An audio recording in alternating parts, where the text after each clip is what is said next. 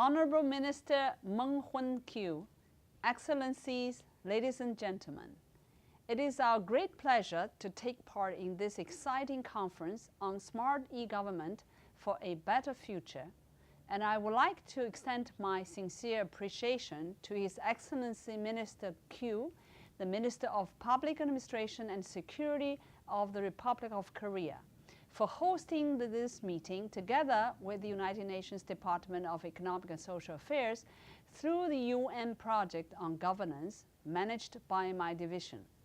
Regrettably, duties at headquarters prevent me from joining you in person. As custodian of the United Nations Program on Public Administration, I would like to share with you some ideas about what a better future might look like and how the transformative power of e-government can help take us there.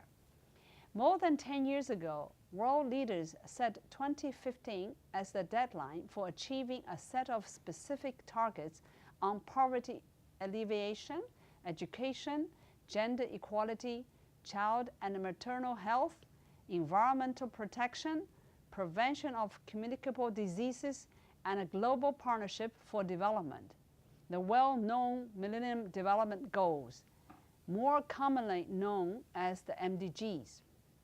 The MDGs have made a huge impact on the life of billions. Extreme poverty has fallen in every region. The proportion of people without access to decent water has been cut in half. Housing conditions have improved for more than 200 million slum dwellers. 40 million more children are attending school. The world has achieved parity in primary education between girls and boys, and an estimated 5.2 million people in low and middle income countries are now receiving life-saving HIV treatment. But progress has been uneven. Some 800 million people are still living in hunger, and in some countries, especially those faced by conflict, progress has lagged on all fronts, leaving many of the most vulnerable behind. And even if the MDGs are fully achieved, much unfinished business will remain. Almost 1 billion people will still be living in extreme poverty, and there will be continuing gaps on hunger, health, gender equality, water, sanitation, and many other issues. What is the future we want? The peoples of the world are looking to the UN to help them achieve prosperity, equity, freedom, dignity, and peace beyond 2015. And as you may know, a global conversation has been about how to define a concrete, sustainable development framework that embodies these bold, ambitious, and universal values. How does this relate to e-government? It is my firm belief that without public administration reform and modernization, realizing a better future for all will be extremely difficult. Where capable institutions are lacking, governments are incapacitated, and where governments are incapacitated, sustainable development falls short. It is that simple.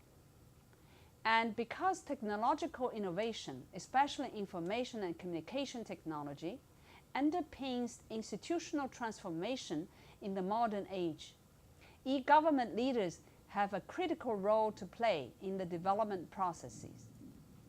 Thanks to your efforts, institutional strengthening is continuing to occur in most countries, sometimes at a very rapid pace. The advances are noted in online service delivery around the world each year are cause for celebration. Governments are increasing efficiency and transparency by providing more information online, simplifying administrative procedures, streamlining bureaucratic functions, and increasingly providing open government data. For example, in 2012, 70% of the countries provided a consolidated one-stop shop portal compared with 26% in 2003. This not only makes it easier for citizens to find public services, but it encourages government to integrate processes across departments and increase efficiency, horizontally and vertically. Advances in e-government have not gone unnoticed by citizens. Extensive online and mobile applications, investment in advanced telecommunication infrastructure, and a regulatory environment that promotes open government while ensuring privacy and security have resulted in rates of e-government take-up exceeding 50% in some of the more advanced countries. Several governments have also been active in promoting e-participation, using the internet to engage a much wider range of stakeholders in public policy making than would otherwise be impossible through traditional channels. Consultative mechanisms will be integral to governance systems of the future, and there's much to learn from the experiences of countries that have been active in this field. This is hard work, and opportunities and ideas too often outstrip resources. What are the ingredients of smart e-government?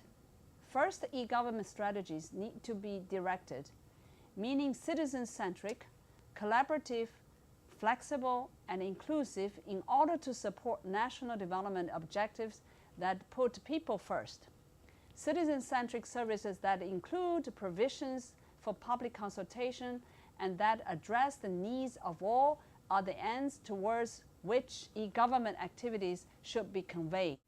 In designing e-government performances and assessing their impact on national development, every e-government leader should ask three fundamental questions.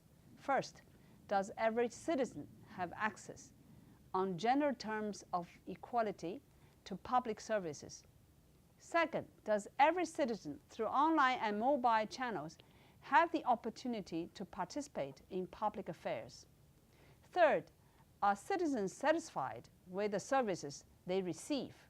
Are parents, workers, students, healthcare beneficiaries of whatever other group to which they may belong? The means for doing so are multifaceted.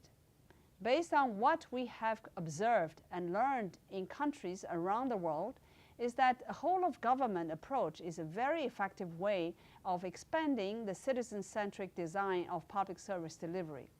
In addition, progress is smoothed if there is a national e-government coordinating authority in operation, that it is vested with the necessary authority, adequately resourced, and situated in a planning agency or other business-driven executive function. Usage of e-government services by individuals must also continue to be promoted so that online and mobile interaction with public agencies becomes the norm.